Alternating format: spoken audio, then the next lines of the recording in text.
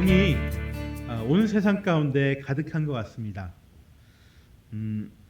꽃들이 피어나고 꽃들이 피어나고 햇살이 아주 따사롭습니다. 코로나로 인해서 우리의 마음이 얼어붙었는지 봄이 올해는 참 늦게 오는 것처럼 느꼈는데 뭐 저만 그럴 수도 있겠지만은 그래도 봄이 어느새 활짝 피어 있는 것을 보니 너무나 좋습니다. 마침 또 확진자 수도 20명대로 줄어들고 또 완치된 사람도 많아지고 있습니다. 지난주에 어떤 영상을 보니까 오랜 시간 동안 병원에서 가족들과 함께 같이 코로나에 감염이 돼서 격리되었다가 그 중에서 어떤 또 가족은 죽기도 하고 완치됐던 사람이 병원을 나서는 어떤 영상을 봤는데요. 정말 두꺼운 겨울옷을 입고 병원에 입원했다가 그 두꺼운 옷 그대로 병원을 문을 나서면서 참 태어나신 분들이 눈물을 흘리는 것을 봤습니다. 그분들 가운데 어떤 분들은 마치 자기가 죽었다가 살아난 것 같다라고 말씀하시기도 하십니다. 어쩌면 이 봄이란 계절은 우리로 하여금 죽음에서 살아나는 이 소생의 기쁨을 맛보는 계절입니다. 겨울철 죽은 듯이 땅 속에 있었던 모든 식물들 또한 생물들이 다시 잠에서 깨고 죽음 같은 그런 고요에서 깨어나와서 이 세상에 우물 돋고 기지개를 펴는 계절이 봄이 아니겠습니까? 특별히 올해처럼 코로나로 인해서 위축된 우리들에게 봄은 더더욱 새로운 생명과 희망을 느끼게 해주는 그런 선물처럼 다가오고 있습니다. 여러분, 이 봄을 제대로 누리는 방법이 여러 가지가 있을 것입니다. 이렇게 꽃 구경을 간다던가 아니면 나들이를 한다던가 또 길거리를 또 열심히 활보하며 산책을 한다던가 또 여러 가지 좋은 맛있는 그런 봄나물로 된 계절 음식으로 된 밥상을 차린다든가 여러 가지 봄을 즐기는 방법이 있을 것입니다. 이런 여러 방법들과 함께 우리 기독교인들은 크리스찬들은 또 하나의 방법이 있습니다. 그것은 바로 예수님의 부활을 기뻐하고 즐거워하고 누리는 것입니다. 특별히 예수님이 이 봄의 절정에 부활하신 것은 모든 것이 다시 살아나서 돋아나는 봄을 신앙 안에서도 누릴 수 있도록 하신 그 창조주 하나님의 뜻이 있지 않을까 그런 생각을 해봅니다. 그래서 우리 모두 서로에게 보이진 않지만 함께 축하 인사를 하며 이 부활을 누리면 좋겠다라고 말하면 좋겠습니다. 해피 이스터. 네. 주님의 부활을 축하하고 주님의 부활을 누리시기 바랍니다. 네, 이렇게 주님께서 이렇게 부활하신 이 날은 기쁜 날이지만은 사실 맨 처음 이 부활이 이루어졌을 때는 이 제자들은 기쁨보다는 두려움이 더 컸습니다. 왜냐하면 대부분의 사람들은 죽은 사람이 살아 돌아왔다는 사실에 기쁨보다는 오히려 해괴한 일, 그 전에 없었던 일이기 때문에 놀랍고 긴장하고 떨림으로 그것을 생각했기 때문에 그렇습니다. 그런데 예수님은 이런 제자들을 보시면서 믿음이 없고 개역개정에는 오늘 세 번역으로 읽었는데 개역개정에는 믿음이 없는 것과 완악하다고 하시면서 꾸짖으셨어요. 제자들도 예수님이 죽은 사람을 살리신 것을 보았지만은 예수님처럼 온몸이 찢기고 피가 흘리고 정말 도저히 살아날 수 없는 끔찍한 모습으로 죽으신 예수님이 다시 살아날 수 있으리라고는 아마 생각조차 못했을 것입니다. 그래서 사실 부활은 믿기가 어려운 것입니다. 여러분들은 부활을 믿으십니까? 우리가 부활을 믿는 것은 굉장히 중요합니다. 우리가 복음을 받아들인다는 것은 예수님께서 십자가에서 죽으셨다는 것과 다시 사셨다는 것을 믿는 것입니다. 물론 복음은 예수 그리스도 그 자체이시기 때문에 예수님을 믿는 것 역시 그냥 예수님이 2000년 전에 사셨던 어떤 훌륭하신 분이다라고 믿는 것이 아니라 여러 가지 성인들 중에 한 분이다라고 그냥 그렇게 보는 것이 아니라 예수님만이 십자가에서 죽으시고 예수님만이 온 인류 가운데 유일하게 부활하신 분이시다는 것을 믿는 것입니다. 이 믿음이 없다면은 이것은 온전한 신앙이 아닙니다. 그리고 이 믿음이 없다면은 예수님이 우리를 위해서 하신 모든 일들이 나에게 아무런 효력을, 아무런 효과가 발휘할 수 없는 것입니다. 그래서 이 믿음이 없다면은 예수님께서 십자가에 죽으셨어도 나의 죄는 용서받을 수 없는 것입니다. 그리고 이 믿음이 없다면은 예수님의 부활이 나의 부활이 되지 못하는 것입니다. 그토록 부활에 대한 믿음이 중요한 것이기 때문에 예수님은 이 부활을 믿지 못하는, 분명히 예수님께서 여러 번 얘기하셨거든요. 내가 부활할 것이다라고. 그런데도 불구하고 이 제자들은 그것을 믿지 못했어요. 이렇게 여러 번 얘기했음에도 불구하고 제자들이 믿지 못하자 직접 그들에게 나타나셔서 그들의 믿음이 없음을 책망하시고 또 그들이 완악하다고 꾸짖으셨습니다. 여러분, 왜 부활을 믿지 못하는 것이 악한 일일까요? 그것은 이 부활이 죄사함과 관련되어 있기 때문입니다. 예수님께서 우리의 죄를 대신해서 심판받으셔서 십자가에 달려서 고통 가운데 죽으셨지만 그 죽음이 그저 죽음으로 끝났다면은 우리가 믿는 이 복음은 우리의 죄에 대해서 아무런 힘도, 아무런 능력도, 아무런 권세도 없는 것입니다. 복음이란 말은 기쁜 소식이라는 뜻인데, 여러분, 누가 죽었다는 것이 무슨 기쁜 소식이 되겠습니까? 슬픈 소식일 뿐입니다. 누가 내 대신 죽었고 덕분에 내가 살아났다 하더라도, 설령 그렇다 하더라도 내가 기쁠까요? 아니죠. 네. 나 때문에 누가 죽었다면 너무나 마음이 아플 것이고 아마 평생 마음에 짐을 지고 살아갈 것입니다. 그런데 인류 역사에서는 실제로 이런 일들이 많이 있었어요. 나라를 위해 목숨을 바쳤던 사람들 이야기도 있고, 친구를 위해 목숨을 바쳤던 사람도 있습니다. 누구를 구하기 위해서 지하철 선로에 뛰어들었다가 목숨을 잃어버린 사람도 있고, 물에 빠진 사람을 구하다가 목숨을 잃은 사람도 있습니다. 또 민주화를 위해서 정말 수많은 피들이 흘려졌습니다. 이렇게 선한 사람들의 죽음은 인류 역사상 언제나 있어 왔습니다. 그리고 그 사람들의 죽음으로 인류의 역사는 더 나은 역사로 발전해 왔습니다. 너무나 감사한 일들이죠. 그리고 또 누군가는 새로운 생명을 얻기도 했습니다. 그 권리를 찾기도 했습니다. 이것이 감동적인 이야기죠. 하지만 이것이 감동적인 이야기이긴 하지만 우리에게 기쁜 이야기라고 할 수는 없습니다.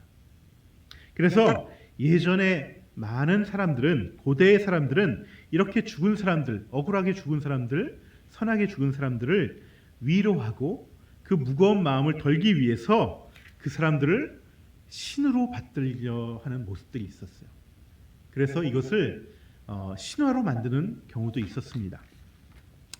그래서 지금도 많은 그리스 로마 신화나 많은 각국에는 민속의 신화들이 내려오는데, 이 신화들이 근원을 찾아가 보면은 어떤 사람의 죽음과 연결이 돼 있어요. 네. 그래서 그들이 죽어서 그들의 영혼이 하늘의 별이 됐다거나 또 어떤 신이 됐다거나 이렇게 믿어주는 것이죠. 네. 사실 이렇게 각국에서 내려오는 이 신화들은 이렇게 처음부터 없던 이야기를 만든 것이 아니라 누군가의 실제적인 죽음을 기억하기 위해서 신화로 만들어졌다는 것이 신화를 공부하고 신화를 연구했던 학자들의 공통된 의견입니다. 여러분, 하지만 이런 신화는 우리의 삶에 생명을 줄 수도 기쁨을 줄 수도 없습니다. 감동적인 이야기는 될 수 있을지언정 결국 죄의 힘만을 키워줄 뿐입니다. 왜냐하면 그 결말은 죄로 인한 희생이었기 때문에 우리로 하여금 죄를 이길 수 없다는 패배감을 마음속 깊이 심어주기 때문에 그렇습니다. 그래서 우리가 그리스 로마 신화들을 보면은, 저는 어렸을 때 이 그리스 로마 신화를 보면은 너무나 슬펐어요. 거기 죽는 사람들이 많이 나오잖아요. 억울하게 죽고 말도 안 되게 신들의 어떤 농락으로 인해서 죽어가는 그런 사람들의 모습을 보면서 굉장히 먹먹한 슬픔들을 많이 느꼈습니다. 여러분, 곧 있으면은 이번 주 목요일 4월 16일엔 세월호 6주기가 다가오죠. 우리 지난주에 우리 윤서하고 은희가 열심히 노란 리본 공작소에서 또 리본을 만들고, 또 윤서는 특히 이렇게 굴집이 잡힐 정도로 열심히 만들어줬는데, 정말 애쓰고 수고했습니다. 아주 좋은 일을 하셨어요. 그런데 이 아이들의 죽음이 너무나 안타깝고 억울한 죽음이지만은 이 아이들의 죽음으로 이끌어간 이 우리나라의 모든 어른들의 이 죄악은 여전히 남아있다는 것입니다. 이 아이들의 죽음은 죄로 인한 희생이고 사실 죄의 열매였어요. 이 아이들의 죄는 아니지만 우리 모든 어른들의 죄의 열매였던 것입니다. 우리가 열심히 노란 리본을 만들고 여전히 이 아이들의 죽음을 잊지 않고 추모하는 것은 이러한 죄에서 우리가 돌이켜서 좀 더 나은 세상, 좀 더 정의로운 세상을 만들어가자, 그렇게 바꾸어 보자는 우리의 몸부림이고 우리의 최소한의 도리입니다. 그래서 이 사회가 조금씩 나아지고 있는 것은 분명합니다. 그렇지만 이 아이들의 죽음은 돌이킬 수 없는 것이죠.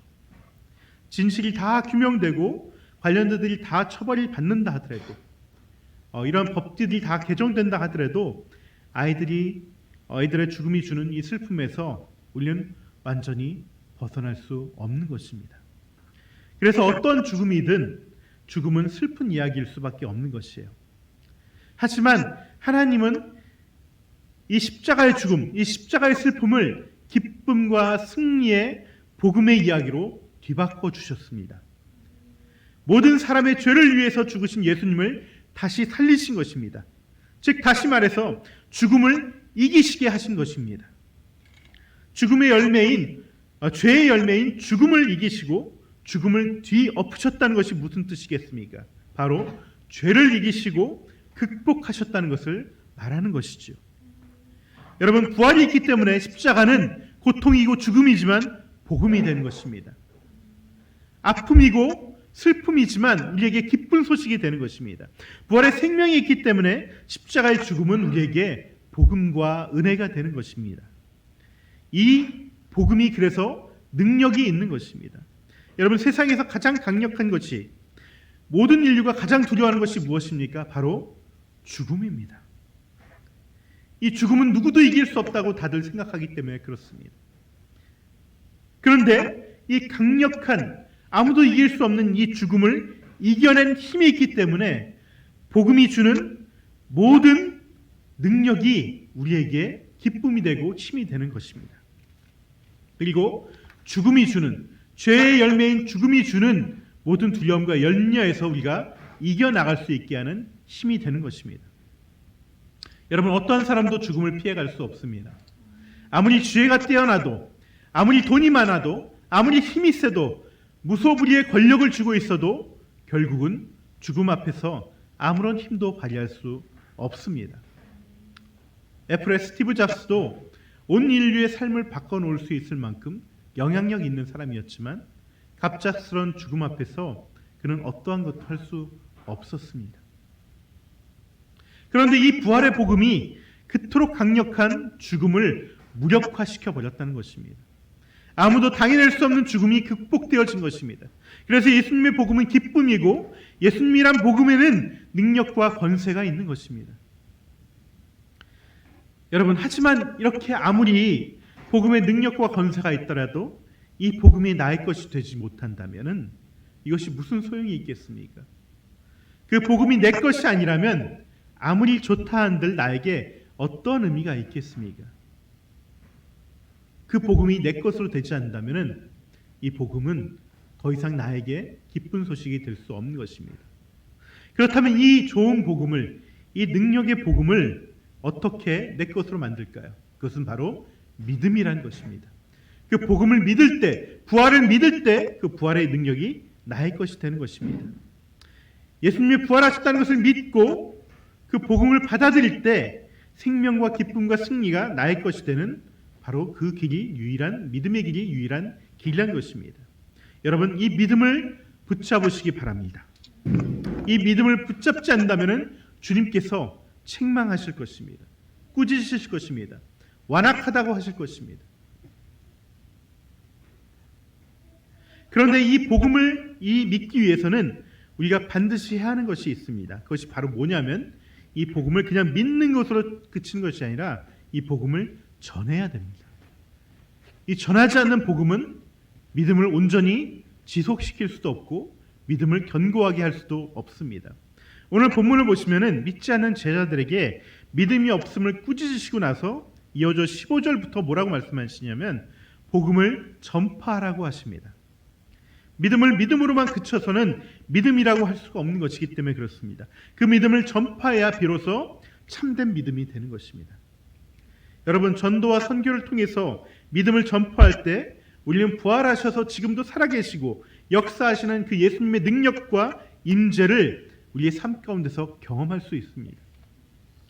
여러분, 부활이 2000년 전의 이야기가 아니라 2000년 전에 일어났어요. 그래서 내가 믿어요 라고 한다 할지라도 지금 내가 이 부활의 복음을 전하지 않는다면 그 믿음의 능력이 지금 우리 가운데 하나님의 생명이, 예수님의 능력이, 예수님의 권세가, 죽음을 이기신 그 힘이 내 삶에서 나타나지 않는다는 것입니다. 우리는 복음을 전할 때 비로소 그분의 능력을 우리가 경험할 수 있다는 것이에요.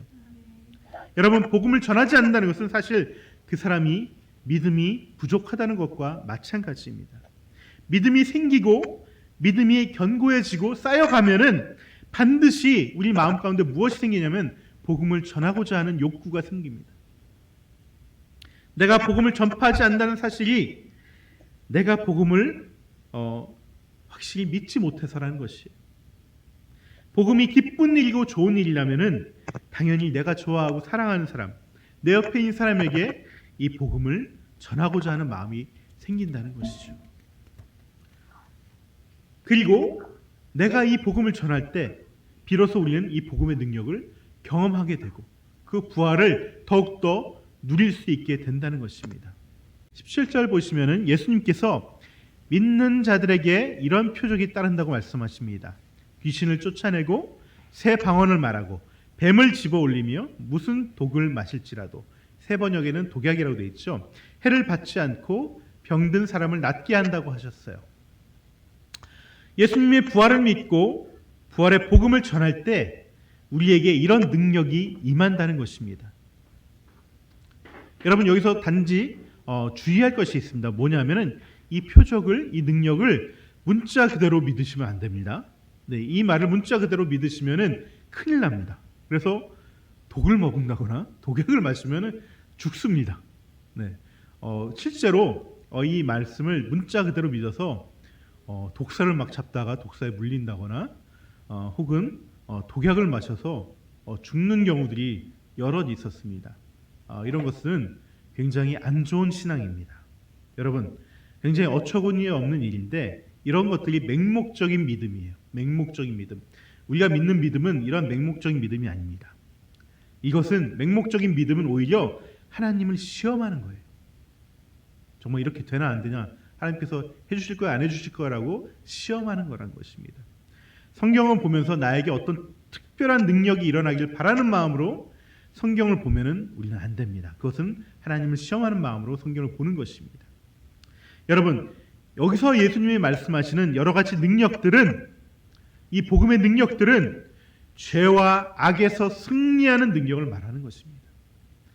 어떤 특별한 능력이 나타나는 것이 아니라 죄와 악에서 승리한다는 것을 상징적으로 보여주시는 것입니다.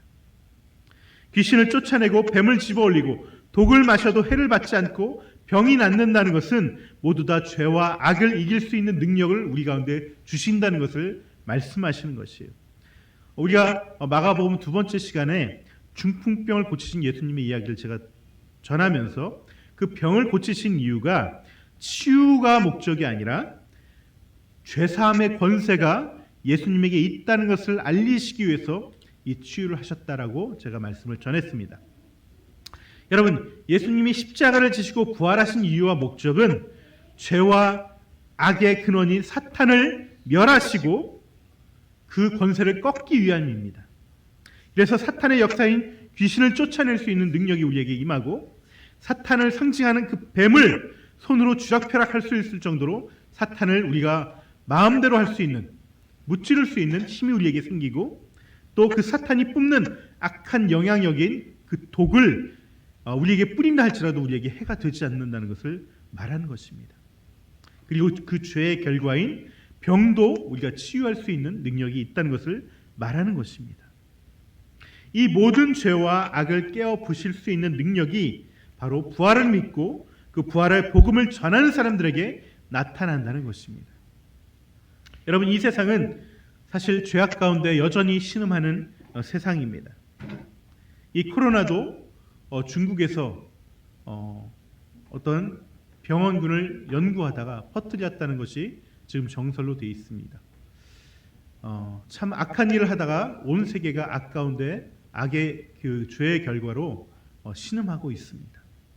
세월호의 아이들도 사회와 몇몇 어른들의 죄악으로 인해서 죽음을 맞이했습니다. 하지만 예수님의 부활은 이 죽음의 아픔을 영원한 생명으로 소망할 수 있게 하고 그 아픔을 딛고 일어서게 하는 능력을 주신다는 것입니다. 죄로 인해 만들어진 이 죽음 같은 현실을 이겨내게 하시고 그 상황을 극복할 수 있는 힘을 준다는 것이죠. 세월호 사건이 일어났을 때 제 아내와 저는 서울에서 실버처치를 하고 있었습니다. 어르신들을 모시고 함께 예배를 드렸었는데 그때 지금도 잊지 못하는 것이 있습니다. 그때 오셨던 어르신들 가운데 한 어르신이 예배 가운데 우시는 것을 제가 봤어요. 그래 왜 그러셨냐고 물었더니 바로 자신이 손녀가 이 세월호에 타고 있는데 그 세월호에서 당연히 죽었죠. 당연히란 말이 좀 그렇지만은 그 세월호에서 죽었습니다. 그런데 아직까지 그때가 세월호 사건이 일어나고 몇 주가 흘렀음에도 불구하고 아직까지 그 손녀의 시신을 찾지 못하고 있었다고 얘기하시면서 우는 거예요. 그래서 우리가 함께 정말 울면서 그 손녀를 찾게 해달라고, 그 시신을 찾게 해달라고 그 부모가 지금도 그 팽목항에서 발을 동동 구르면서 언제 시신이 나올까 기다리고 있다고 하면서 그 말이 너무나 아파서 정말 마음이 아팠습니다. 그래서 함께 기도했습니다. 기도하고 정말 눈물로 부르짖었습니다. 그때도 부활절 기간이었죠. 부활의 소망을 위해 달라고 기도했습니다. 주님께서 이 시신을 찾게 하면, 이 아이의 시신을 찾는다면은 이 아이가 정말 주님 곁에서 하나님 나라에서 영원한 생명 가운데 주님 곁에 있음을 우리가 믿습니다. 우리가 소망합니다라고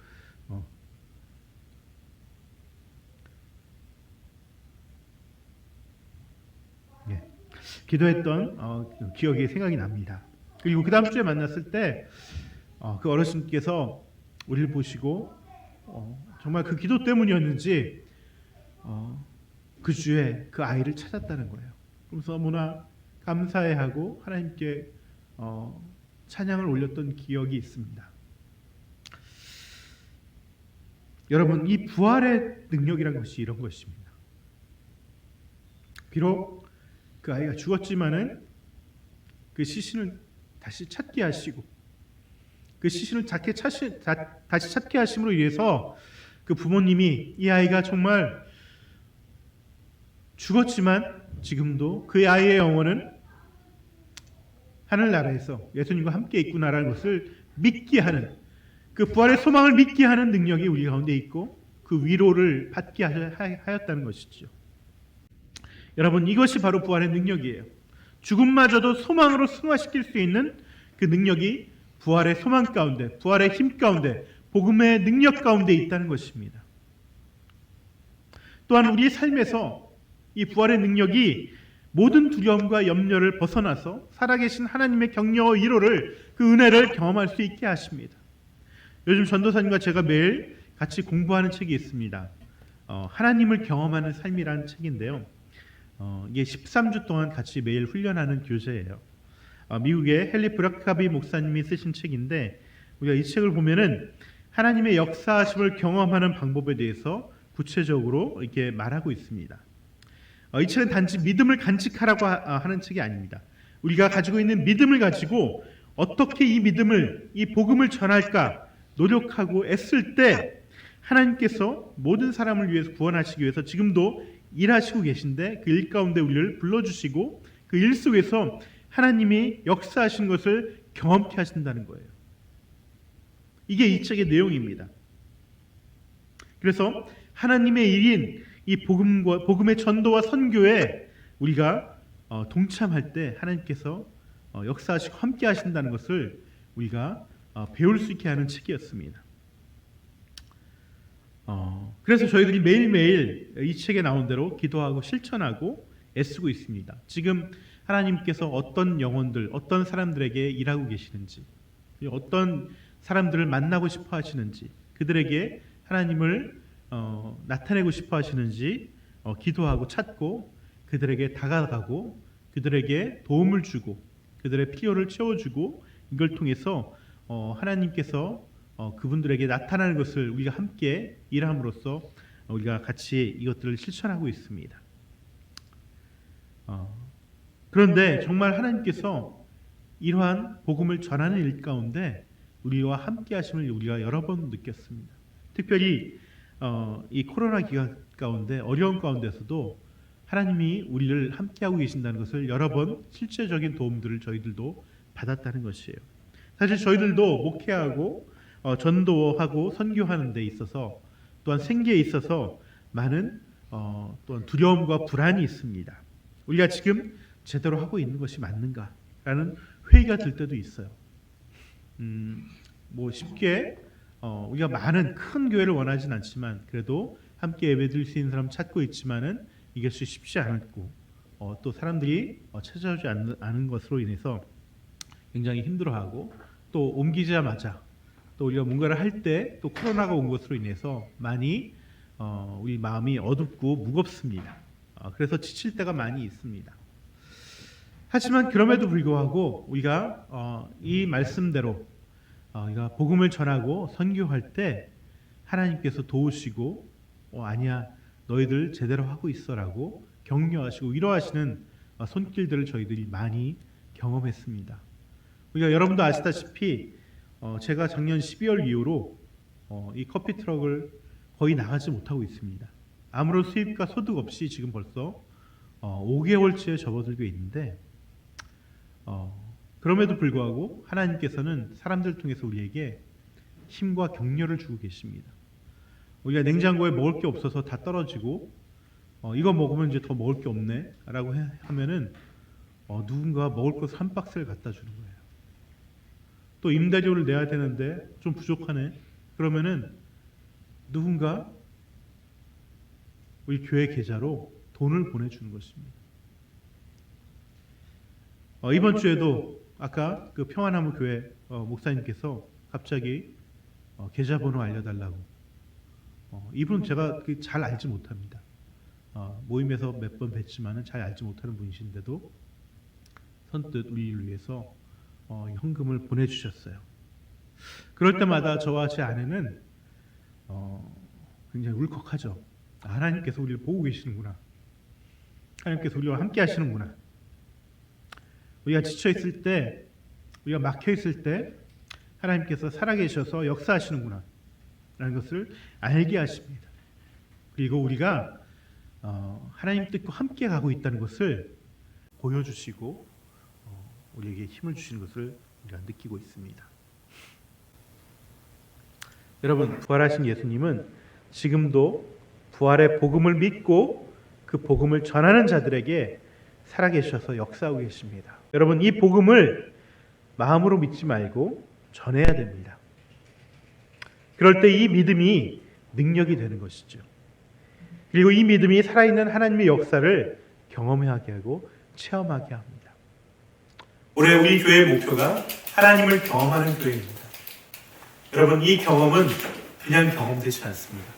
우리가 복음의 이 부활의 생명과 그 은혜를 믿고 전할 때 우리는 하나님의 역사하심을 경험할 수 있습니다. 이 부활의 믿음이 아직도 봄을 온전히 누리지 못하게 하는 우리에게 봄을 누리고 삶을 누리고 부활을 누리는 최고의 방법입니다. 우리에게 선물로 주신 이 부활의 능력을 자기의 것으로 붙잡아서 하나님을 경험하는 우리 하늘 닮은 교회가 되고 그런 부활 주간이 되기를 주님의 이름으로 축원합니다. 우리 함께 찬양하시면서 부활의 복음을 통해 역사하시는 하나님을 같이 찬양했으면 좋겠습니다.